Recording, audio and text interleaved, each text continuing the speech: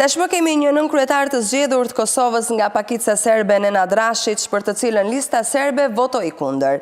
Nga ana tjetër LDK-ja bashkoi votat me vetëvendosje, ndërsa PDK dhe AK abstenuan. Si e shihni konsensusin e vetëvendosjes dhe LDK-s për emrin e Rashić?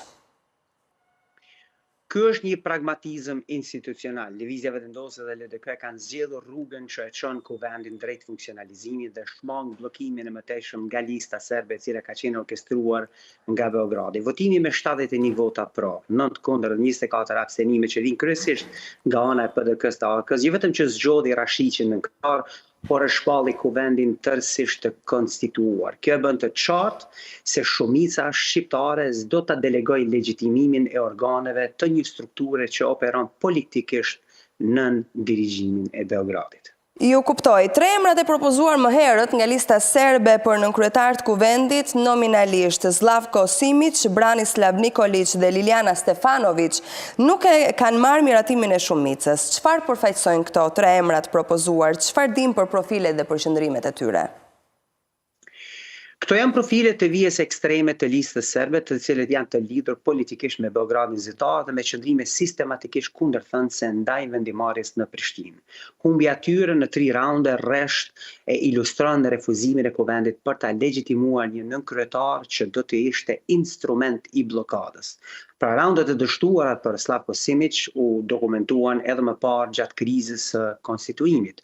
Lista serbe përndryshe është prej listave politike të dirigjuara dhe komanduara nga Beogradi, të cilat janë qartësisht të interesuara ta kthejnë Kosovën në thundrën e Beogradit, deri në atë pikë sa ata dhe kryetari i tyre kapi armët me paraushtarakët serb, të cilët e sulmuan Republikën e Kosovës në një përpjekje për të aneksuar verën e saj në shtator të vitit 2023, pra vetëm një vit pasi Serbia kishte nënshkruar marrëveshjen e bashkëndimit të politikave të saj të jashtme me Moskën zyrtare.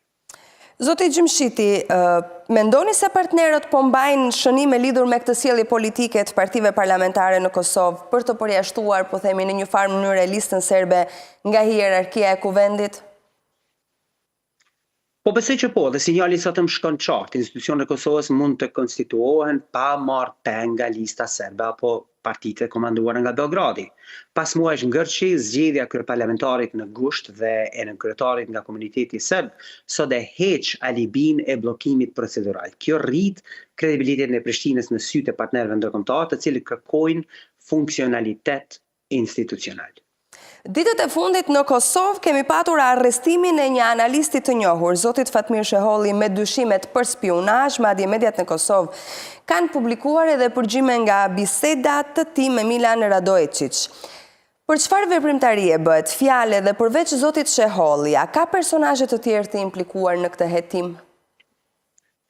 Sipas prokurisë posaçme dhe Ministrisë së Brendshme, Sheholli u arrestua për dyshim të bazuar për spionazh në nenin 124.3 të Konstitucionit të Republikës së Kosovës. Mirpo dhe këtu po është kërkuar masa e paraburgimit dhe ai është në paraburgim. Kjo është korniza penale zyrtare. Ndërkohë që njerëz të tjerë të cilët janë të përfshirë në këtë operacion spionazhi është edhe zoti Zeka. Elementet kyçe vijnë nga deklarimet e tij publike.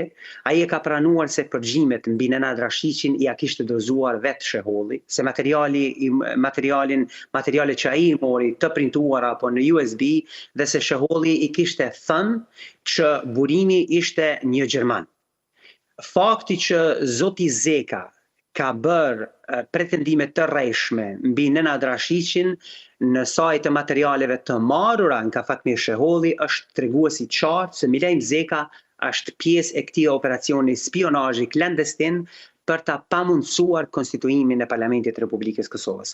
Mirpo institucionet e Republikës së Kosovës të sigurisë kanë vëzhguar këto operacione dhe me kohë kanë arritur arrestimin e Shehollit dhe ndalimin e zotit Zeka në ditën e djeshme, i cili më pastaj është liruar. Mirpo fakti që zoti Zeka është liruar është treguesi qartë që jo që zoti Zeka është i fajshëm, por që zoti Zeka mban materiale komprometuese mbi prokurorin special të Republikës së Kosovës, zotin Blerim Isufaj, i cili ka vendosur ta lirojë atë, me që rast dyshimet e redaksisë tonë janë se zoti Isufaj mund të jetë i shantazhuar nga Milan Zeka.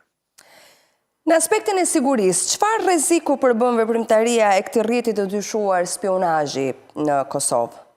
Arrestimi i shohollit, ndalimi dhe marrjen e pyetje e Zekës si operator i shpërndarjes së materialeve të shohollit i cili qartësisht i orkestron këtë operacione nga Beogradi, e ka shkyq një halk presioni informativ që synonte të jepte listës serbe mundësinë e bllokimit të institucioneve.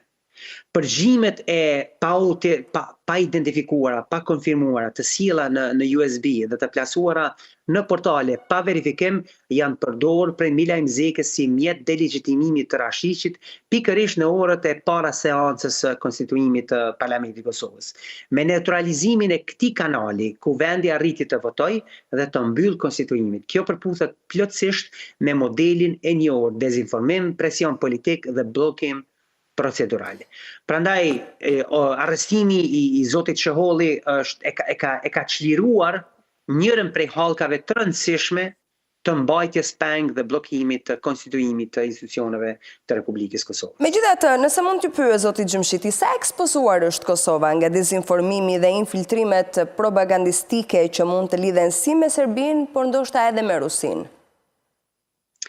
Kosova është jashtëzakonisht e ekspozuar. Kosova ende vuan nga lagja e mediave të Beogradit në Prishtinë, të cilat sigurisht që ushqehen jo vetëm financiarisht, por edhe me informacione klandestine dezinformuese nga operatorët të Beogradit.